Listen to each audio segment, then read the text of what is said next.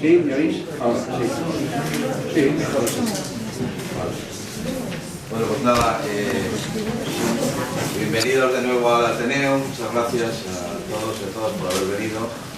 Nosotros estamos encantados de que los amigos de la Asociación Leonesa contra las Ondas nos vuelvan a visitar. Saben que está de alguna manera en su casa y también que consideramos en lo que se merece esta labor de difusión de estos peligros que, como no se les ve, parece que no existen, ¿no? Y que están de alguna manera también condicionando nuestra calidad de vida en las ciudades.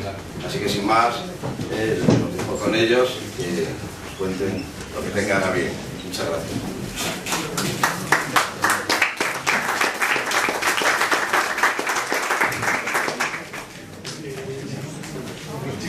En nombre de la asociación le damos las gracias a todos. También muchas gracias al Ateneo Varillas por cedernos esto gratuitamente y sobre todo muchas gracias al conferenciante que ha venido desde Madrid. No vamos a leer su currículum porque si no estaríamos media conferencia. Creo que lo tenéis en las hojitas que se han repartido. Y como asociación queremos dejar claro una cosa. No somos ni cavernícolas, ni trogloditas, y porque claro, puede dar la idea de que estamos en contra del progreso, y no. Estamos a favor, sobre todo, de la salud. Y claro, últimamente están llamando a progreso a ciertas cosas que nosotros consideramos que no es progreso. Porque si progreso son los transgénicos, estamos en contra de los transgénicos. Si progreso se llama fracking, estamos en contra del fracking. Si el progreso se llama energía nuclear, estamos en contra de la energía nuclear. Estamos sobre todo a favor de la salud. Y vamos a tratar de explicarles los riesgos que implican lo que llaman progreso. Entonces, esperemos que todos queden conformes. Primeramente haremos una exposición y después entablaremos un diálogo con todos ustedes, en lo que pueden preguntar todo lo que ustedes deseen. Gracias.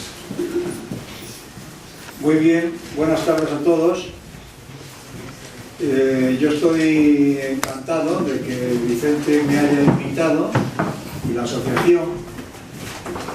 Primero porque siempre que me invita alguien a algún sitio voy, donde tengo alguna cosa que decir de las que yo conozco, y luego, y en segundo lugar, pues porque siempre venir a León para mí pues es una ocasión y una satisfacción especial. Yo soy de los que se educaron en el CHEF entre 1958 y 64, y entonces es mi segundo pueblo, mi segunda ciudad y mi segunda herencia esta ciudad. Yo después, por muchos motivos, he venido muchas veces y he hecho estudios y cosas sobre todo la montaña, y cada vez, bueno, siempre ha habido algún pretexto para mantener mi vínculo con esta ciudad y con esta tierra, y por lo tanto me siento muy contento de cada vez que vengo. Bueno, vamos a hablar entonces en plan esquemático, no esquemático, pero bueno, en plan aludiendo a todas las cuestiones o las reflexiones que nos interesan tener en cuenta a la hora de relacionar, claro, los problemas de la salud con los campos electromagnéticos. Efectivamente, yo como ingeniero no tardé nada, porque tenía 26 años y yo trabajaba en una empresa para las centrales nucleares, y la verdad que en cuanto conocí aquella energía nuclear me sublevé, de modo que a partir de ahí pues casi siempre he sido un ingeniero, pero crítico de la ingeniería y de la tecnología y de los ingenieros. Para colmo, en los últimos años entré en la universidad, donde estoy rodeado de ingenieros y donde no me puedo permitir hacer grandes cosas, porque la universidad, las escuelas técnicas, los ingenieros, profesores y también los futuros ingenieros, los alumnos, pues no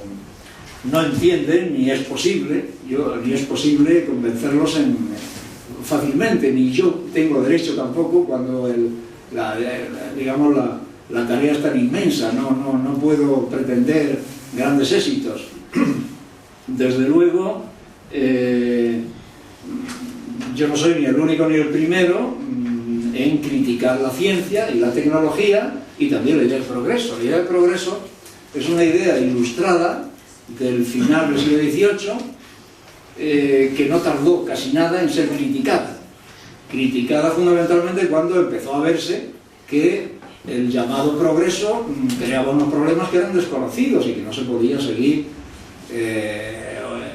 obedeciendo o alineándose con el progreso como si fuera una nueva religión.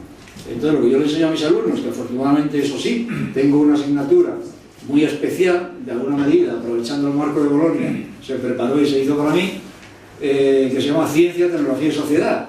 Y entonces tengo ese planteamiento, sería en realidad una sociología de la tecnología, de las telecomunicaciones, que es mi escuela, pero en fin, le llamamos Ciencia, Tecnología y Sociedad, de tal manera que todo el temario lo hago comparando el complejo ciencia-tecnología con la sociedad, con un camino de ida y vuelta, ¿no?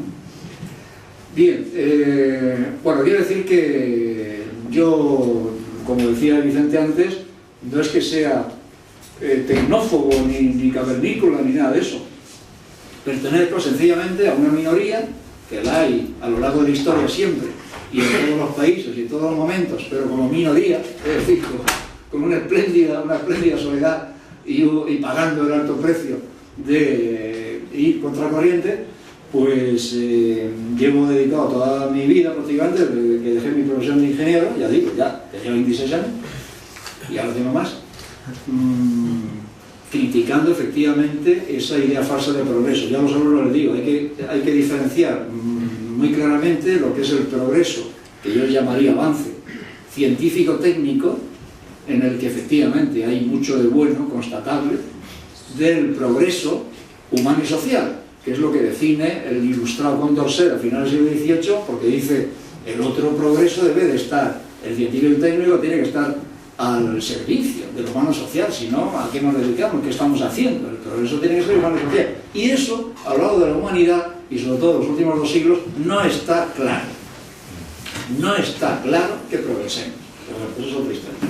Bien, entonces, este librito que fue mi entrada en este tema, porque yo me dediqué un montón de años a combatir la energía nuclear, ese fue uno de los motivos por los que anduve también por aquí, en el verano del 75, contribuyendo a echar abajo el proyecto de la central nuclear de Valencia Don Juan.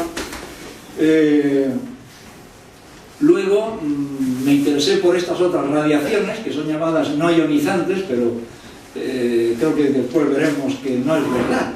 No es tan exacto que sean no ionizantes, y este es un librito del año 96, de modo que y me tomé un par de años para preparármelo y para ponerme al día, de modo que ya llevo unos cuantos años con esto, interviniendo en muchos conflictos de todo tipo, de tipo vecinal, ciudadano y también jurídico, apoyando a abogados y a gente que tiene problemas judiciales, de modo que van pasando años, pero sigue preocupando este asunto concretamente de la telefonía móvil. Yo en los últimos meses, pues resulta que cada mes tengo una intervención y he estado 3 o 4 años sin nada de esto, ¿no? De modo que por algún motivo, está claro el motivo, claro, pero quiere decir que esto no cesa. Es una polémica que sigue preocupando, es un problema tecnológico que sigue preocupando.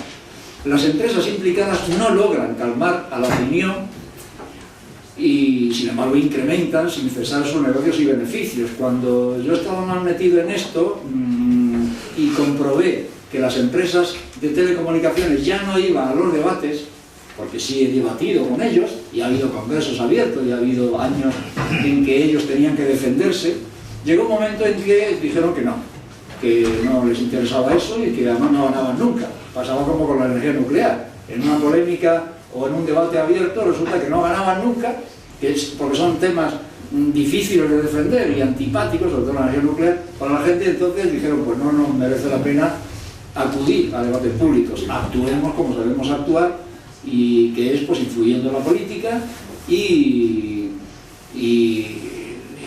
como se hacen estas cosas, pues pagando páginas a los periódicos, en fin, y sobre todo comiendo el coco a la gente, porque estamos ante un tema de telefonía móvil que es de gran consumo.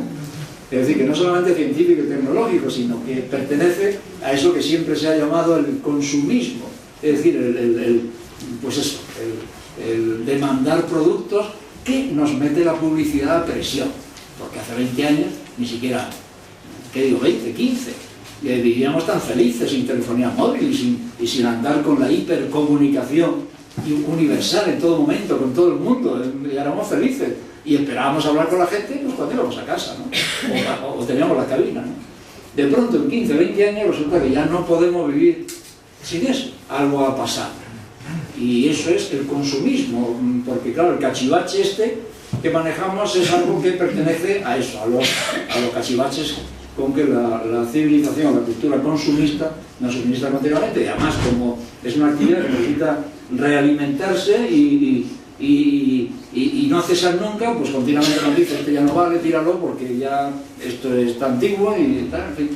Y lo mismo pasa con los ordenadores, es decir, que hay ahí por una parte lo que se llama la obsolescencia programada, es decir, se hacen ya, se calcula para que falle pronto, y en cualquier caso es un efecto de una presión publicitaria que no podemos eludir, que cuesta mucho eludir. Bueno, los poderes públicos callan o respaldan a las empresas, que para eso están, para ser lacayos. Ahora hablaremos después del ministro Soria, que es el lacayo de los lacayos. La normativa se endurece en perjuicio de los ciudadanos. Acaba de aprobarse, después lo veremos, una ley general de telecomunicaciones que liquida pues poderes o prerrogativas o libertades o derechos que hasta el año 2014 tenían los ciudadanos. Pero es que eso, el último gobierno, el gobierno actual, lo ha hecho con muchísimas, con 4 o 5 leyes importantes medioambientales. Se han ido recortando los poderes que tenían los pueblos, concretamente, y estoy pensando también en el fracking, de decir que no. Ya resulta que ningún pueblo puede decir que no, o si dicen que no, no sirve de nada, que el Estado dice que sí, y entonces hay que, a la fuerza, permitir que las empresas pinchen, exploren, y si hay gas o petróleo, pues que lo exploten, ¿no? Los ciudadanos no pueden oponerse. Y yo aprovecho para decir, en los tiempos antinucleares, cuando teníamos franquismo, porque lo más duro de la polémica nuclear fue entre la mitad del 73 y la primavera del 75, precisamente la última batalla de movilización popular fue la de Valencia de Moján, al mismo tiempo que una que surgió en Huesca. Los ayuntamientos que decían que no, pues decían que no, y la central no se hacía. Y nunca el gobierno franquista forzó la mano. Había una legislación que amparaba a las corporaciones locales y el ayuntamiento decía no, porque eso es un terreno agrícola, porque mi futuro del pueblo es incompatible con una central nuclear, etcétera, etcétera. Y nunca se forzó la mano, nunca, en aquellos años en que no había democracia. Ahora resulta que viene el gobierno este último y trastoca las leyes, algunas las trastoca, las recibe del periodo anterior y trastoca las disposiciones adicionales al final de la ley y las transitorias. Y ahí ha ido modificando sensiblemente los contenidos del texto de las leyes, ¿no? La normativa se endurece en perjuicio de los ciudadanos. Científicos y técnicos independientes mantienen la actitud crítica y apoyan la resistencia a estas tecnologías. Antes con Vicente hablaba de, yo me puse a hacer esto, pues claro, primero dije, bueno, vamos a ver, ¿quiénes son los que mantienen actitudes críticas sobre esto? Bueno, pues eran 5, eran 6, es lo que yo encontré en el año 94, 95. Y siguen siendo 5 o 6, hay algo más, pero activos, y que se ofrezcan y que anden por ahí combatiendo y que apoyen y tal, pues no llegan a 10. La rebelión institucional empieza en los ayuntamientos. Bueno, ahora mismo los ayuntamientos tienen problemas en todos los frente a varias, en fin, están siendo negados o están siendo ninguneados por la legislación del Estado, por ejemplo la de las telecomunicaciones, que en definitiva dice el Estado controla, asume la competencia de las telecomunicaciones en el país, como dice la Constitución en el artículo 149, y las comunidades autónomas no tienen por qué plantear problemas, y mucho menos los ayuntamientos. Pero eso hay que combatirlo, y porque siempre cabe los ayuntamientos y las comunidades autónomas deben de insistir y de no tenerle miedo al ministro Soria, que es uno de los más tontos del Consejo de Ministros, del gobierno, y porque además los ayuntamientos, y aprovecho para compararlos con las comunidades autónomas, hombre, hay 4 o 5 comunidades autónomas, gobiernos autonómicos que han dicho que no al fracking, por ejemplo, y dice el Estado que sí. Y los gobiernos autonómicos de La Rioja, de Cantabria, del País Vasco no, de Andalucía, no sé dónde, dicen que no. Y entonces, bueno, eso no se puede resolver a favor del Estado, es decir, que hay que aguantar el tipo, ¿no? Y lo digo los ayuntamientos, porque los ayuntamientos, a fin de cuentas, las comunidades, a fin de cuentas, son recién llegadas, pero la historia jurídica y jurisdiccional y la legitimación de los ayuntamientos es una cosa muy seria. ¿Y qué os voy a decir yo a vosotros? Que recibí la herencia del viejo Reino de León y de esas juntas, ¿cómo se llaman la estructura esta municipal? Las juntas, los consejos libres o tal, y en fin, eso que por cierto también querrían cargarse el gobierno actual y liquidar esa estructura medieval que tiene una tradición y que es un derecho histórico y que no debe de, que no debéis de renunciar a ello, ¿no? Bueno, así que claro, aquí tenemos un gobierno lacayo, pero es que en la Unión Europea tenemos una Comisión Europea que es triplemente lacaya. No os fiéis nunca de la Unión Europea. La Unión Europea, a ver si ahora, después del año electoral que tenemos, conseguimos una opinión pública verdaderamente crítica, progresista y por qué no decirlo, de izquierdas claramente y tal, y se empieza a poner en su sitio la Unión Europea. La Unión Europea desde el año 57 está creada para machacarnos, ¿no? ¿Y qué voy a decir cuando todo el proceso de la crisis lo estamos sufriendo? Porque la Unión Europea está en línea con esa actitud económica política de la crisis, ¿no? Los recortes, del machacar, de humillarnos y de castigarnos, de castigar al ciudadano. Esa es la filosofía de fondo de la Unión Europea y de, bueno, todas las estructuras capitalistas de siempre. Así que tenemos un lobby, me decían, bueno, ahí son datos, en Bruselas hay 1.000 o 1.500 lobbies, pero hay 30.000 empleados de los lobbies que están todos los días llenando los pasillos, tomando café con los que redactan las leyes. ¿Qué digo? Tomando café. Les dan el texto a los funcionarios de Bruselas para que las leyes y las directivas se hagan con ese texto, a ser posible. De modo que, y además eso está dentro de la filosofía de la Unión Europea, que los sectores económicos sean tenidos en cuenta. Está en la filosofía. Y al final los sectores económicos son los que llegan incluso a redactar los textos. Bueno, el ministro Soria es un político lacayo. Bueno, es que además es yo le llamaba en un artículo el trágico triministro, ¿no? Porque le toca los hidrocarburos, le toca la electricidad y le toca las telecomunicaciones, más el turismo. Pero esos tres sectores industriales de tanta pujanza, controlados por grupos empresariales tan potentes, mucho más que él, pues claro, convierten a este pobre personaje dramático y patético en un mengajo, decimos en mi tierra, en un pobre diablo que además no tiene ideas propias y que no ofrece ninguna resistencia. Es decir, que como mucho dialécticamente, pues a veces dicen, no, es que las eléctricas ahora van a bajar las tarifas, no sé qué, en fin, tontería, es un lacayo de tomo y lomo. Y en Canarias, donde hay varios problemas, bueno, ha habido lo de las exploraciones petrolíferas, pero hay también problemas de energía eléctrica y de línea de alta tensión y tal, es un personaje especialmente odiado en su propia tierra, ¿no? Bueno, así que el actual gobierno está eliminando una normativa que era relativamente restrictiva, está queriendo neutralizar a los ayuntamientos y las comunidades autónomas. Bueno, el control coactivo sobre los profesionales, eso es cosa del lobby, eso es cosa de las empresas. Las empresas, desde luego, yo cuando tengo algún alumno que ya trabaja y hablamos de la ética profesional y de que el ingeniero debe de anteponer los intereses públicos a los intereses empresariales, claro, me miran, se ríe y dicen, ay, que si yo antepongo los intereses públicos me echan, en 2 días mi jefe me echa. Así que la ética profesional y la responsabilidad social corporativa de la que les gusta tanto hablar a las empresas actualmente, pues es puro rollo, pura historia, ¿no? Bueno, así que, bien, y las empresas siempre tienen, porque se aprovechan de que las tienen bien pillados, pues de que si no hay cobertura, si nos oponemos a una antena, resulta que la zona esta de la ciudad se queda oscura, etcétera, etcétera, tonterías.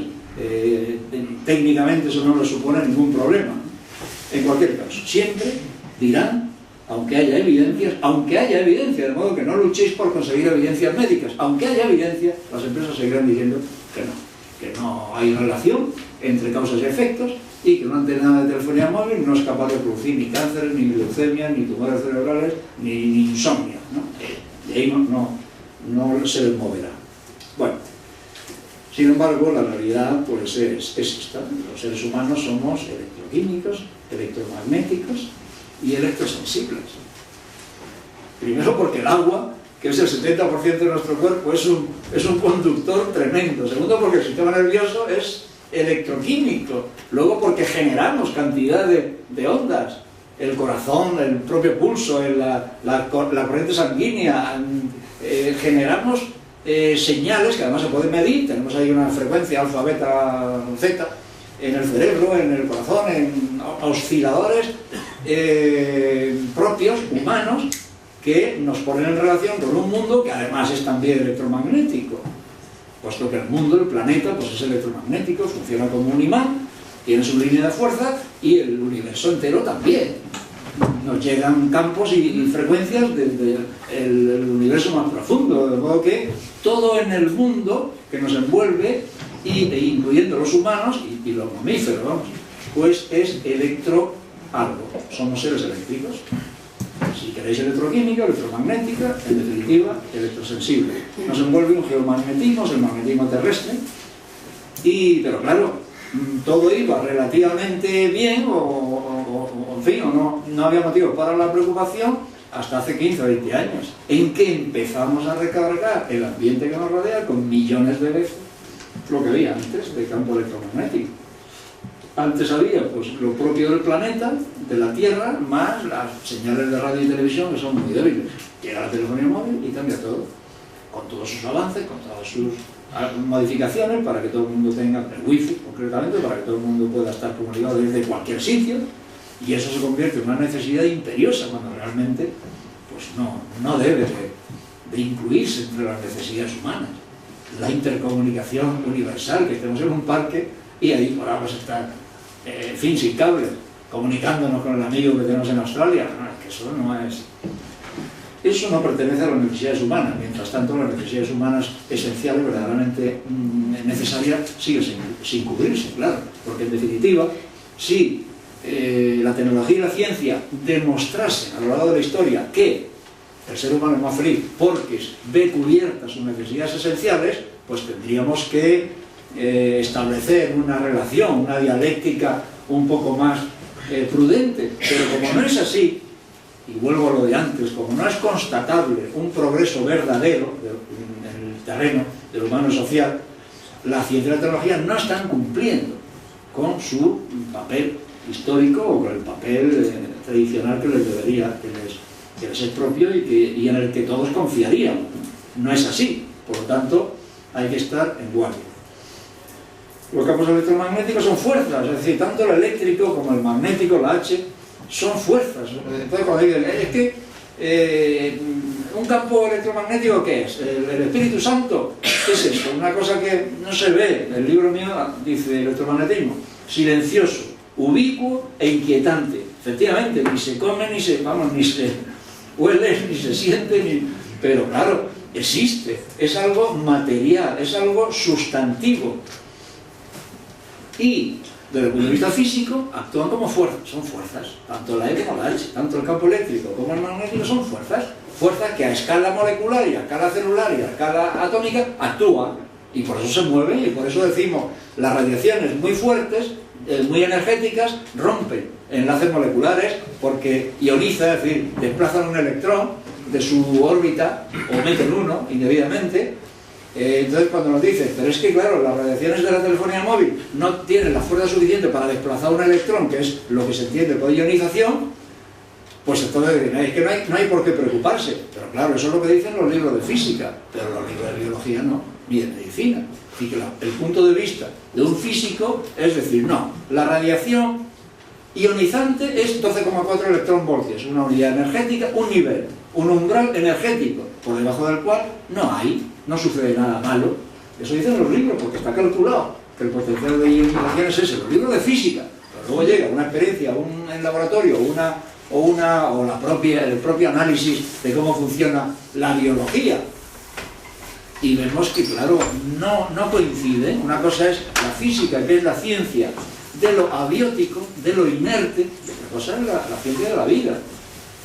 Pero no hay forma de llegar a ningún acuerdo ni a una discusión creativa entre biólogos y físicos a este respecto, con este tema de radiaciones, tanto si son ionizantes como no ionizantes. El físico es extremadamente duro y escueto y sumario, y dice, no, si estamos por debajo de 12,4 electronvoltios no puede pasar nada, porque no se altera la corteza electrónica, por tanto los enlaces moleculares están. Pero luego resulta que en la realidad sí demuestra que esos enlaces se rompen, por lo tanto se inicia, se produce procesos carcinogénicos, aparte de otras cosas menos graves.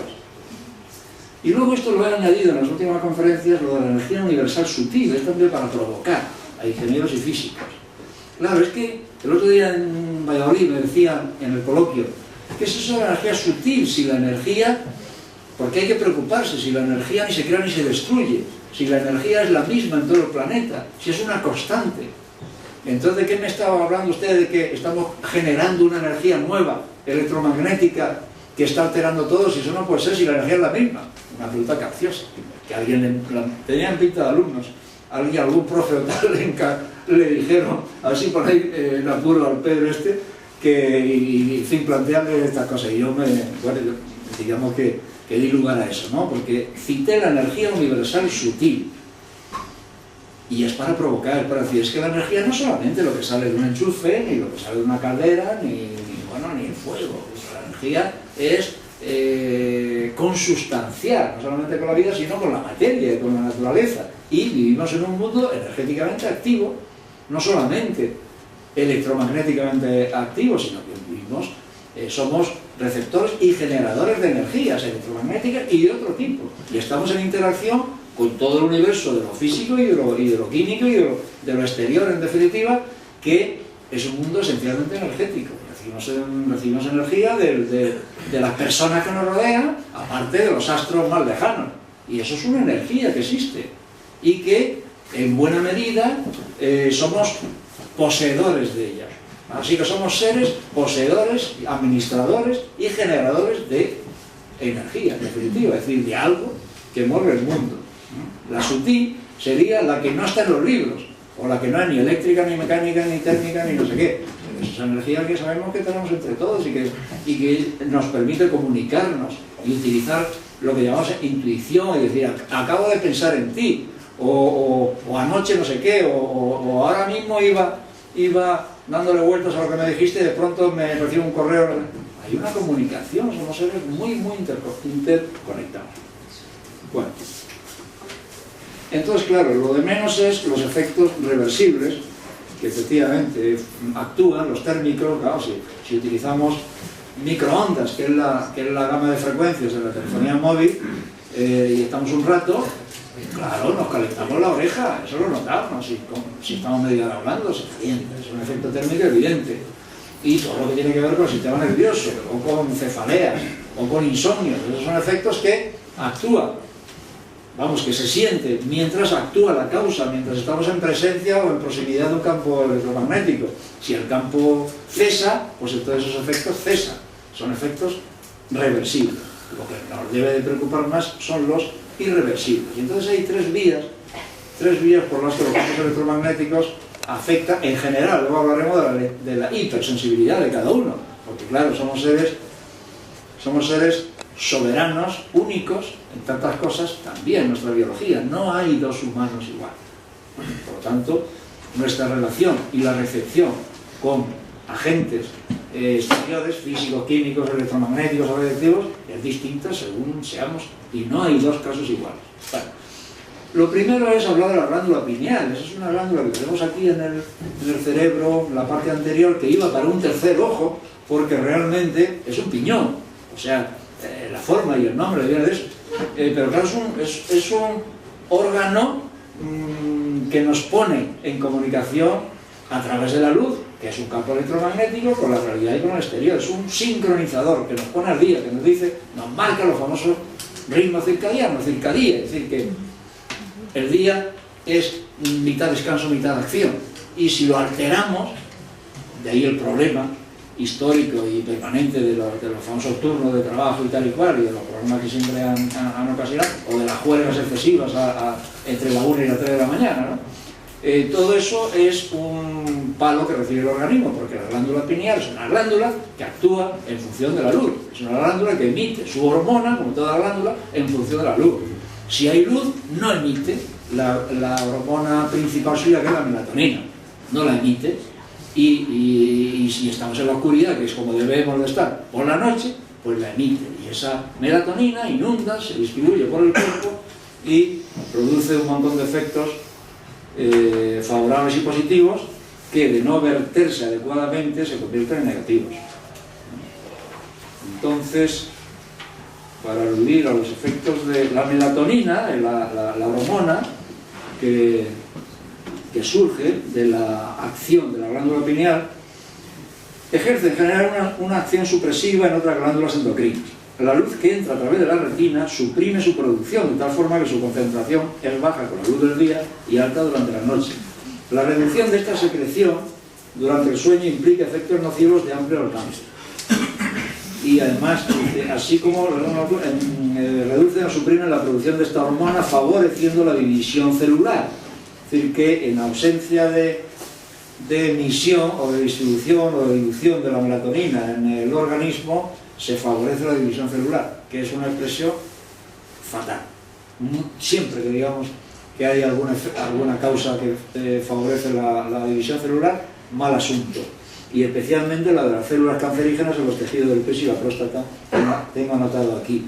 Pero claro, aunque estemos en oscuridad, en las horas de noche, pues porque hemos apagado la luz y es la hora de dormir, pero puede actuar un campo electromagnético invisible, que no es la luz solar, pero que es electromagnético, claro.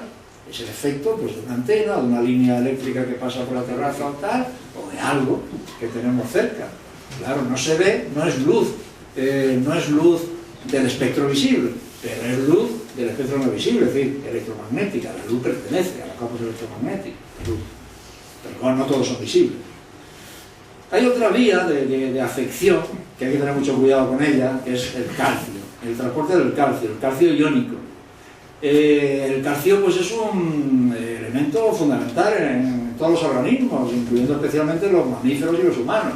Es un intermediario metabólico de primera importancia. El calcio, lo que nos interesa es el transporte, el flujo, el trasiego del calcio a través de la membrana y el citoplasma de cada célula, que es afectado por la presencia de campos electromagnéticos de diverso tipo.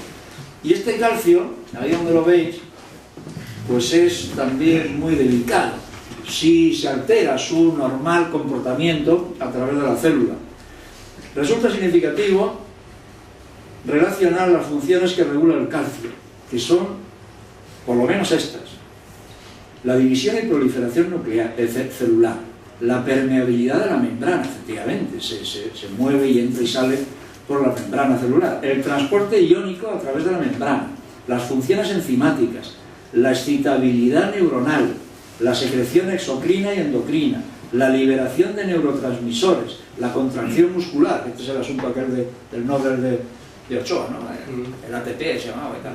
Todo esto, y seguramente más cosas, porque sigue siendo un elemento biológico relativamente o insuficientemente conocido, lo regula el calcio, que es afectado por la presencia de campos electromagnéticos. Y la tercera vía que puede influir o alterar el organismo es el juego de iniciadores y promotores.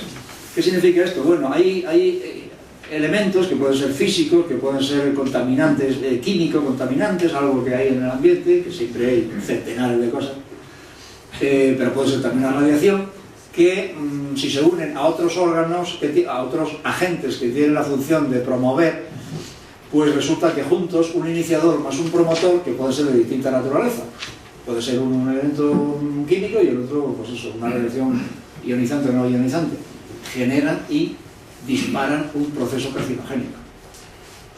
Un iniciador sin promotor no, y un promotor sin el iniciador delante, pues tampoco. Esto es como cuando multiplicamos más por más, menos por menos, en fin, tiene que ser del mismo signo. Entonces, primero tiene que ser un iniciador, que luego necesita promotor para que se desencadene un proceso carcinogénico. Pero el promotor no lo puede hacer tampoco si no hay un iniciador delante, ¿no? Y esto es lo que se pone en relación más directamente con procesos carcinogénicos, porque todos sabéis que, sin ir más lejos, de todo lo que sale del tubo escape de un automóvil, el benceno es cancerígeno de toda la vida, nadie lo duda, y todos echamos benceno todos los días que utilizamos el automóvil, y todas las ciudades tienen benceno. Eso sería un agente tóxico-químico que necesita, vamos, que tendría la categoría de iniciador o de promotor, pero que actuando con otro agente suficientemente oportuno, entre comillas, o activo, pues que puede efectivamente dar lugar a un cáncer. Claro, la batalla desde el primer día con los campos electromagnéticos es que del IVA, que tienen un nivel energético bajo, no pueden desencadenar cáncer. Pues sí, sí. Digan los físicos lo que digan, porque se da el caso, y hay estudios in vivo y in vitro de laboratorio que dicen, sí, estamos rompiendo el lazo molecular y aquí puede salir algo que la física no reconoce, en los libros de las facultades. Otras vías adicionales, bueno, aquí tenemos los chakras. Yo cuando yo visito vamos, tengo un curso de doctorado en Guatemala y voy conociendo bien la cultura maya, me intereso por todas las culturas más allá de las occidentales, y como tengo esa tradición de crítica de la ciencia y la tecnología propia nuestra, es decir, la occidental, o la judeocristiana, como queráis, pues claro, yo aprendo mucho y veo que nuestra cultura es insuficiente y es muy, además, arrogante. Eso es el eurocentrismo, ¿no? Es decir, no, la cultura occidental es la buena, la CEPEN, la de la revolución industrial, la de los premios Nobel, y luego lo que digan los mayas, lo que digan los indios, con sus chakras y con su cultura y con su interpretación de la relación de los humanos con el entorno. Eso no es ciencia, eso es una historia. Bueno, afortunadamente esta mañana me decía mi compañero de despacho en la escuela mía que no, que ahí ya universidades, concretamente me hablaba de una de California, que claro que estudian las chakras y tantas cosas que ahora están descubriendo los norteamericanos, sobre todo de los apaches y de los grupos indígenas más evolucionados, que escaparon de chiripa del genocidio. Sabéis que la expansión norteamericana pues costó 1,5 millones de pieles rojas, quedaron por los pocos que quedaron, ¿no? Pero la cultura maya, los mayas son el 50%, quizá más, dentro del Estado guatemalteco, es una lección permanente para mí. Y claro, tengo alumnos que son chamanes y que me llevan, me traen, me dejan asistir y hacen cosas para que yo lo vea también y tal, de sus ceremonias, de su maravillosa relación. El mundo es un conjunto de 3 cosas, un universo maravilloso del que recibimos influencia continuamente, una naturaleza en la que estamos, de la que no podemos pretender nunca que somos superiores o que la vamos a controlar, y los seres humanos. Hay 3 cosas, ¿no?, en perfecta interacción, y desde luego los humanos que no se les ocurra pretender ninguna superioridad sobre la naturaleza concretamente, ¿no? Bueno, ahí se deriva toda una cosmovisión pues que se traslada a la vida social y a las relaciones entre humanos, etcétera, etcétera. Pero bueno, los chakras que son 6, que son esos traductores, esos órganos, no son órganos, específicamente son lugares, que de abajo arriba pues tenemos ahí entre el bajo vientre, ahí tenemos un chakra importante, con su color, con su cosa, luego el intestino grueso, en el estómago es el epi no sé qué, el corazón tampoco, es la zona que tapa el esternón, digamos, luego la boca tampoco, es la garganta y el final del esófago, o la laringe. En el cerebro no es cerebro, es la capa esta superior, es decir que, pero bueno, son 6 puntos que tienen un papel singular en el intercambio energético y en definitiva en el bienestar humano. La sinergia tiene que ver con lo que decíamos antes de iniciadores y promotores. La sinergia es la coincidencia en el tiempo y en el espacio de 2 agentes que actúan y producen un efecto que aisladamente esos 2 agentes no producirían nunca. Y esto tiene que ver pues con pues eso, es decir, que el benceno produce cáncer o puede producir cáncer, pero es que el benceno a lo mejor simultáneamente con un campo electromagnético, porque hay una autopista que va paralela a una línea de alta tensión de 400.000 voltios y tal, pues produce una sinergia con unos efectos que efectivamente aisladamente ni el campo electromagnético ni el benceno produciría. Y eso sucede cuando se han hecho estudios no muchos, pero algunos se han hecho de tipo epidemiológico, sobre el cáncer en el entorno de una línea de alta tensión. Al final, eso se ha hecho en Suecia ya en los años 70 y 80. Claro, dicen las empresas eléctricas, no, nosotros no somos, la línea eléctrica esta no es, tengan en cuenta que hay paralelamente una autopista, que eso van a ser los gases de combustión, no nosotros. Y no, los gases de combustión, la autopista y la industria automovilística dirán y dicen que no, que ellos no son, que otros. Pero ellos desde luego no. La línea eléctrica o lo que sea, pero ellos desde luego no. Es extremadamente difícil poner en relación biunívoca una causa y un efecto cuando el efecto es sobre la salud. Pocos médicos se atreven a decir, sí, esto es porque eres fumador. Hay pocos casos evidentes, aunque, en fin, para el propio interesado pueda resultar evidente, pero en medicina es muy difícil decirlo, en diagnóstico decir, claro, es que como usted se levanta a las 7 y se toma su café y luego eso lo ha hecho 30 años, pues claro, lógicamente tiene cáncer de colon. Eso no se puede decir, no lo puede decir nadie. En fin, esa relación biunívoca, que es atribuir a una causa única un efecto, y ese efecto que solamente lo va a producir una determinada causa, un camino de ida y vuelta tan estricto, es muy difícil. Y eso cuando se ha querido llevar a un tribunal para decir, sí, que la leucemia de mi hijo es antena. Claro, el tribunal ha dicho, eso no podemos. Aparte de que los jueces procuran escaparse de eso y prefieren frenar el proceso aludiendo a un tema de forma o a un tema lateral, como es si hay o no licencia urbanística en esa antena o tal, para no entrar en problemas de fondo. Cuando el famoso asunto del Colegio García Quintana de Valladolid, a mí me llamó un juez, porque hubo varios cambios, en fin, pero bueno, cuando ya acababa el proceso, un juez me llamó porque había leído un artículo mío en una revista jurídica, y una revista, yo no sabía ni siquiera que estaba en esa revista, pero bueno, yo escribí algo y apareció por ahí. Me llamó para declarar. Y claro, era un tipo joven, que en fin, que daba gusto hablar con él. Me dije, pero vamos a ver, ¿tú puedes asegurar esta relación y esta posibilidad del cáncer? Y digo, ¿cómo voy a asegurar? Ni yo ni nadie, no puedo. Yo reproduzco lo que la ciencia crítica, o los científicos críticos, y los artículos y la literatura científica va diciendo, pero efectivamente, el procedimiento judicial de García Quintana en los tribunales se quedó ahí, congelado.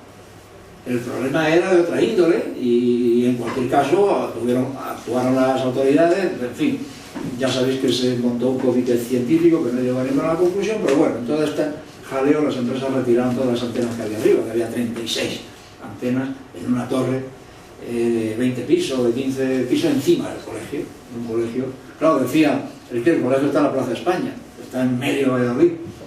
Decíamos, no, pero es que... Y hubo 5 leucemias, y una enfermedad rara, de un síndrome raro. Es que no son las antenas. Entonces, ¿qué es lo que produce esto?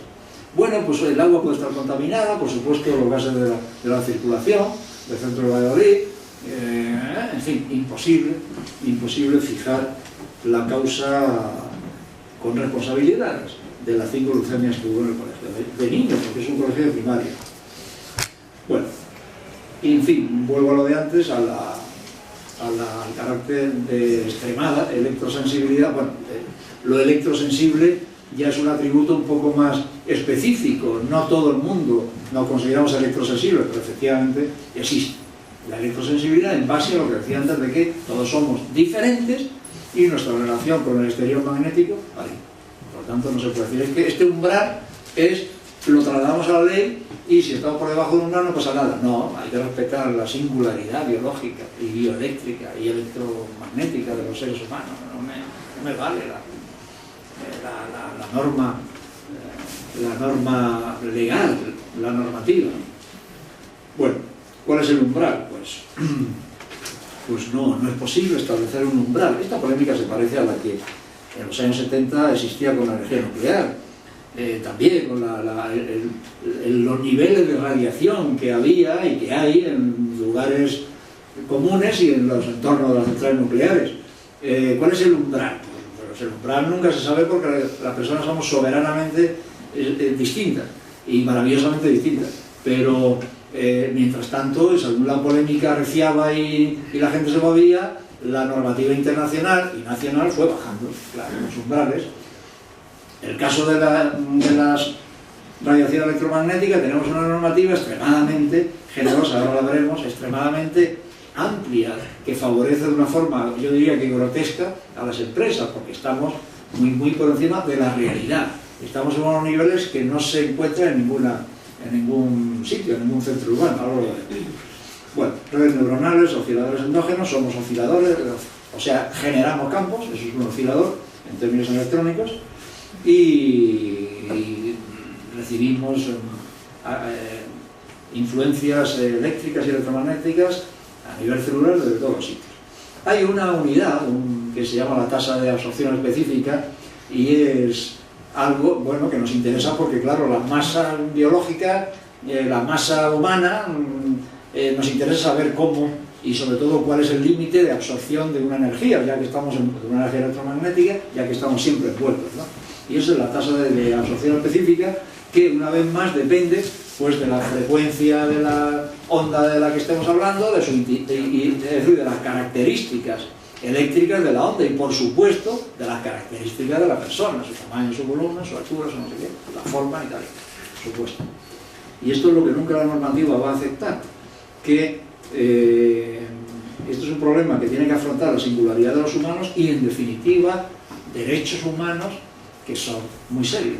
El derecho humano a la salud, pero no como principio general, sino como principio individual también y aplicable a cada persona.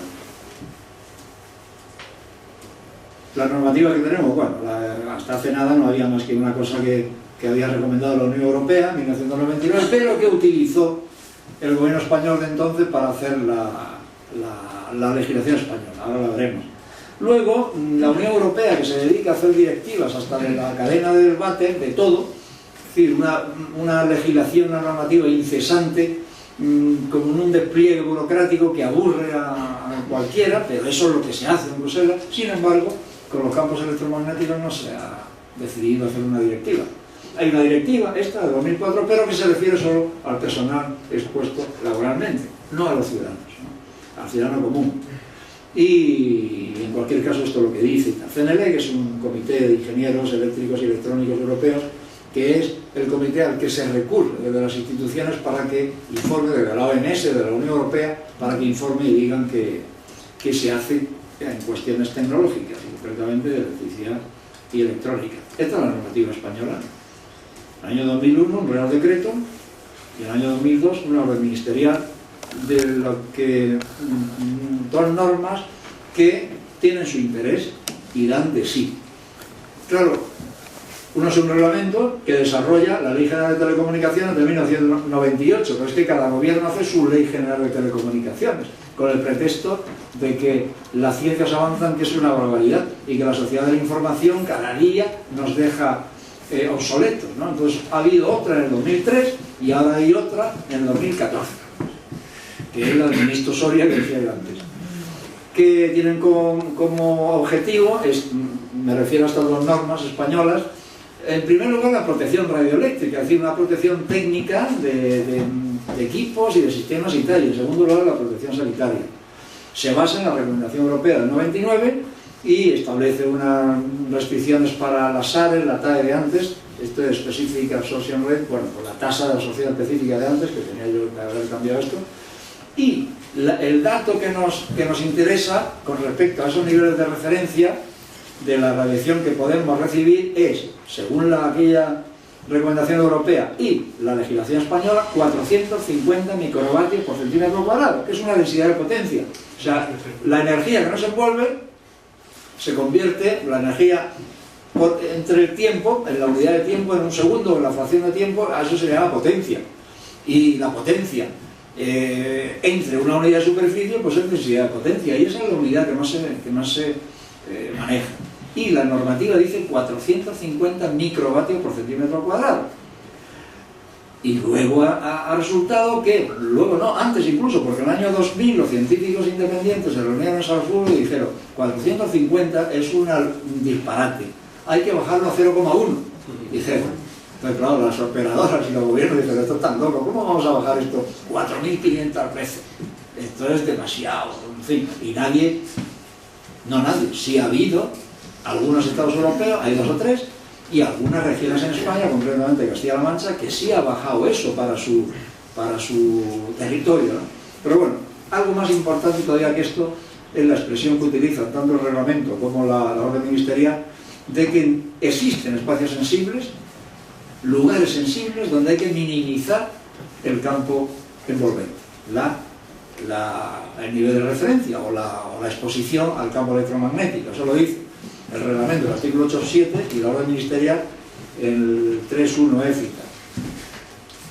Y esto sí es importante, claro, sobre todo cuando el problema, como pasa con Bilbao ahora mismo, pues es un colegio en el que tiene una antena al lado. Entonces, ¿qué es eso de minimizar espacios sensibles? En espacios sensibles, ¿cuáles son los espacios sensibles? Pues los espacios sensibles, dice la norma principal, el reglamento, el Real Decreto de 2001, dice que los espacios sensibles donde hay que minimizar son 4: escuelas, centros de salud, hospitales o parques públicos. Ahí hay que, cuando hay una antena, una antena o varias, es decir, que en esos lugares del hospital, del centro de salud, de la escuela y tal, ahí lo que se mira tiene que ser lo menos posible, minimizar. No se compromete la legislación a decir una cifra, pero dice minimizar.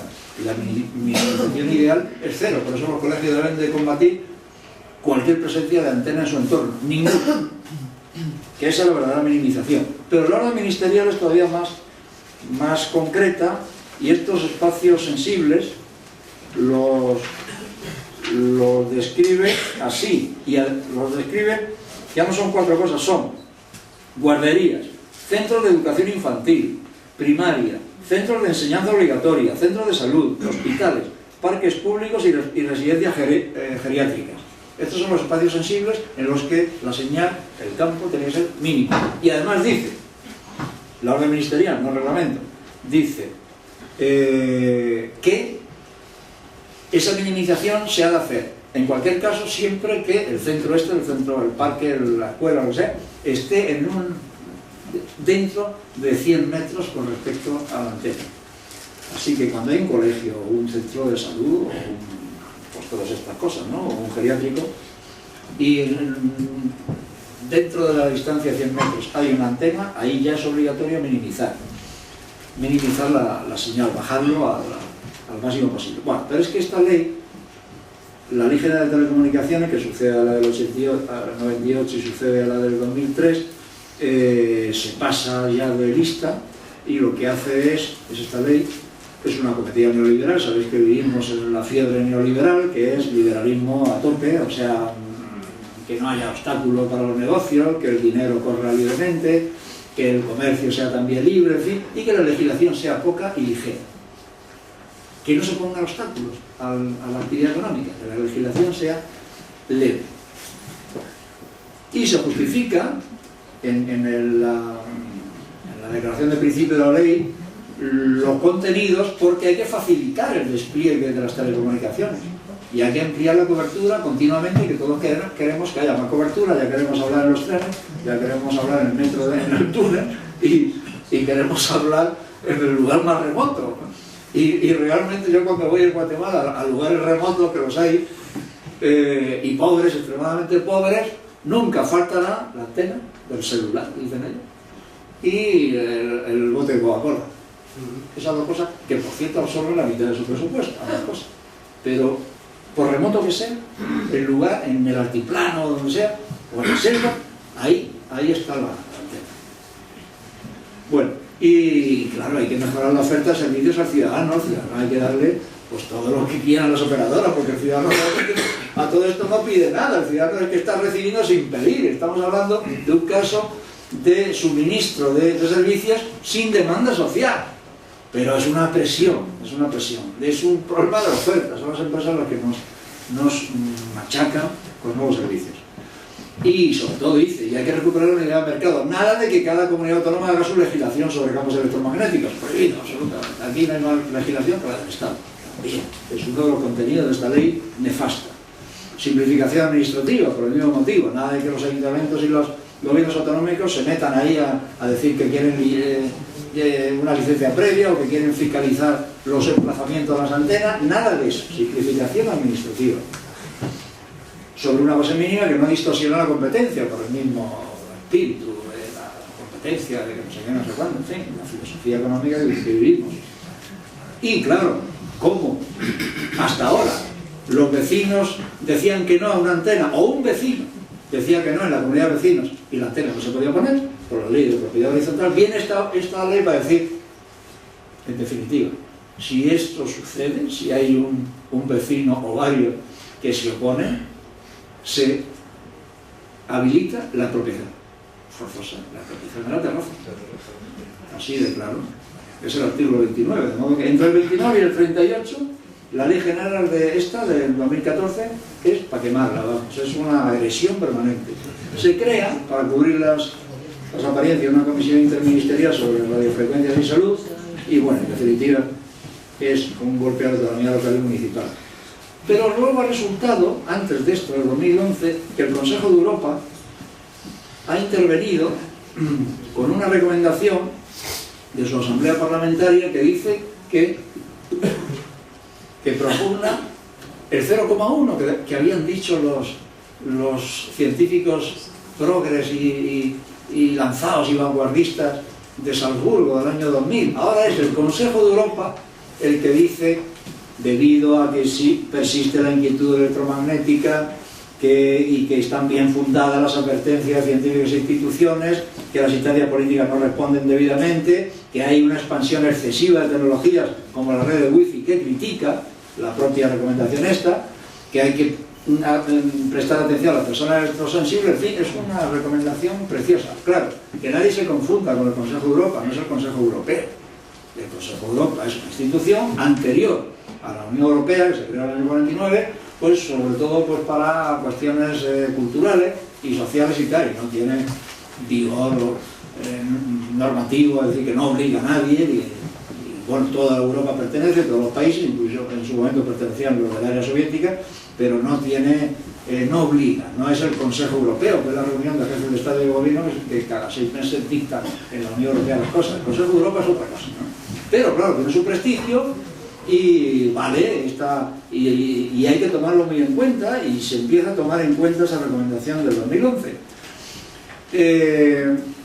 Siguiendo con esto, esa recomendación desconfía y destaca las deficiencias de las bases científicas de la ICNIRP, que es el Comité Internacional de Radiaciones de Protección contra las Radiaciones No Ionizantes, que no se fía de esa base científica, que hay que aplicar ese principio al ARA, que es tan bajo como sea razonablemente, como se pueda razonablemente conseguir. Que esto es una cuestión de derechos humanos, que hay que establecer los niveles a 0,1.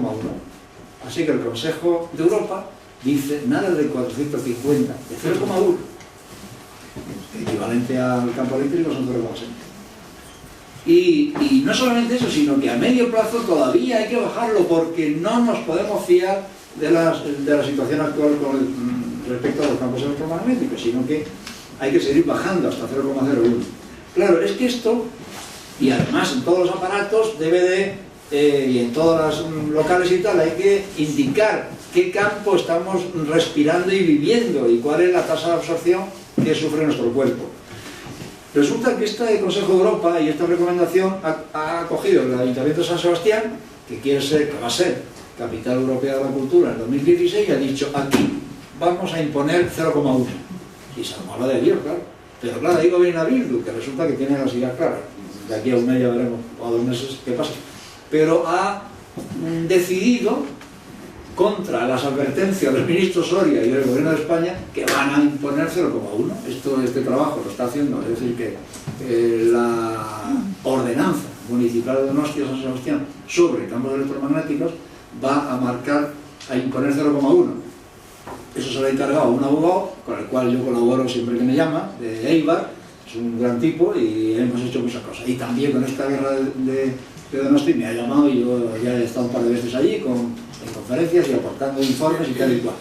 Y también ha acudido a este asunto un técnico, Raúl de la Rosa, que, pues claro, era el momento de ver ¿Qué significa eso de 450 microvatios por centímetro cuadrado que marca la legislación? Eso, ¿cómo era eso a la hora de la realidad? Entonces, hemos medido en la ciudad de San Sebastián y resulta que el 40% de las medidas hechas en toda la ciudad y en 3 horas a lo largo del día no superan el 0,1.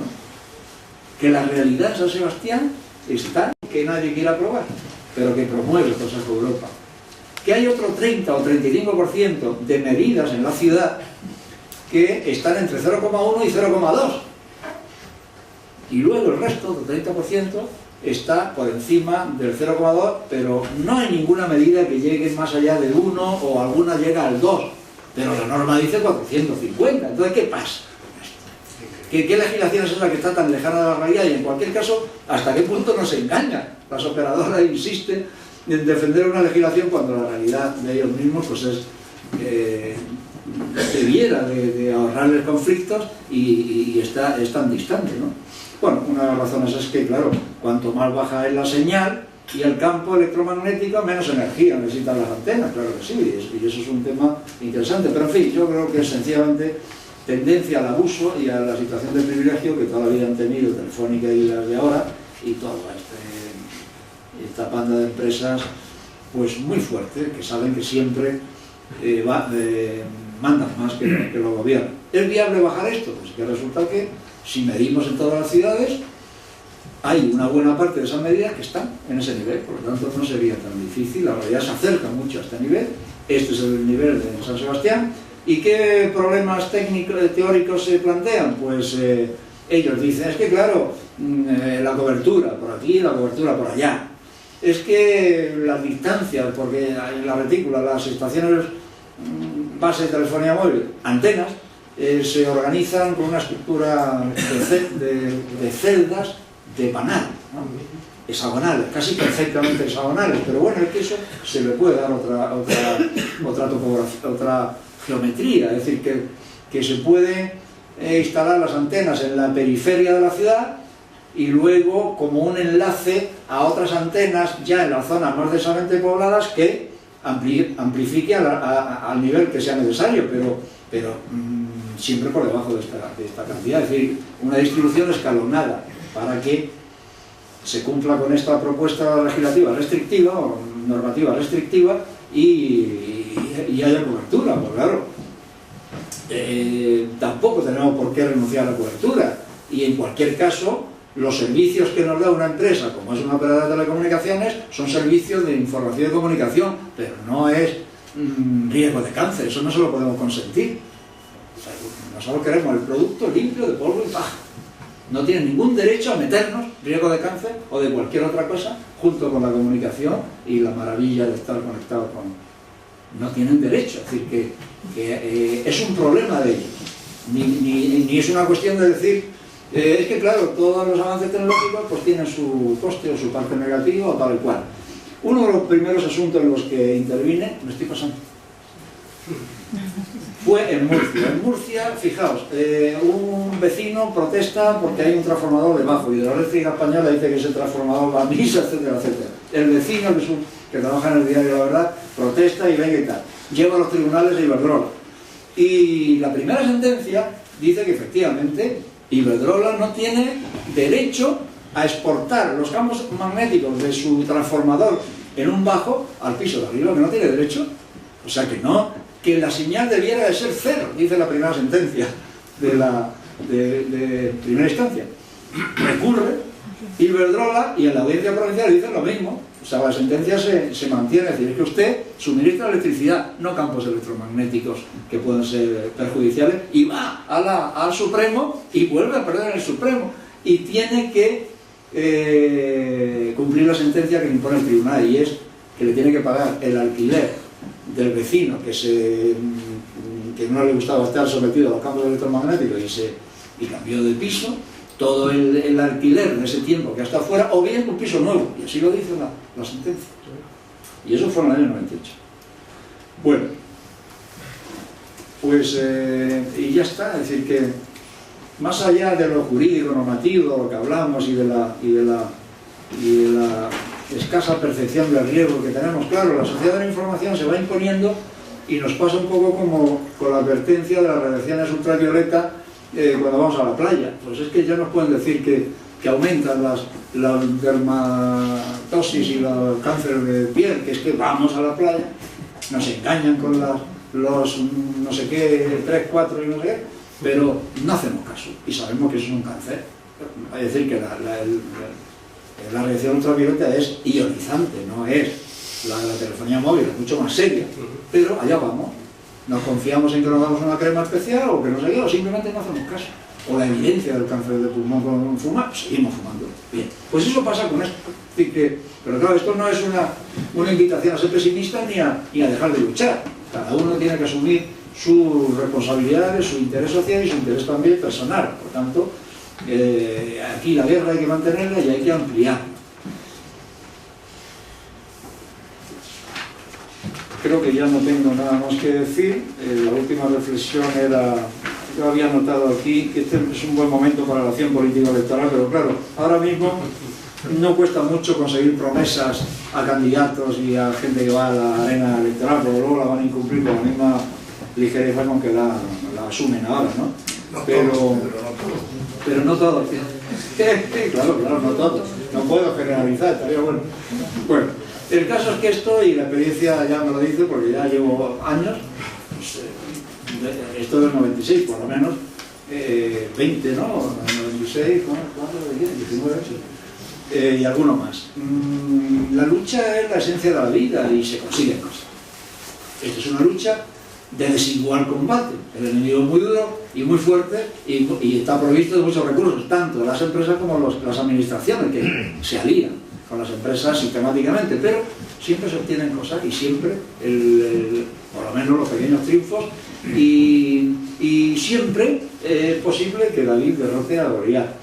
Y castillos más grandes han caído, etcétera, etcétera. Yo repetiría y os plantearía todas esas cosas tan de la tradición española, pero es que eso es así, es verdad. Si no se lucha, no se consigue nada, pero si se lucha, siempre se consiguen cosas. Y esto es un mundo muy cambiante que está moviéndose naturalmente siempre. Se necesitará el sacrificio de unos pocos y de ese sacrificio se beneficiará la mayoría, pero eso no debe de hacernos detenernos ni ceder en nuestra capacidad de lucha si es que verdaderamente estamos convencidos de que podemos hacer cosas. Yo os animo a que combatáis las antenas que tenéis presentes, sobre todo si están en los colegios de vuestros hijos, o en fin, que miráis, que os organicéis y tal, y batalla frente al ayuntamiento, frente a los colegios, frente a la comunidad autónoma y las compañías, claro, y darles caña. Nada más.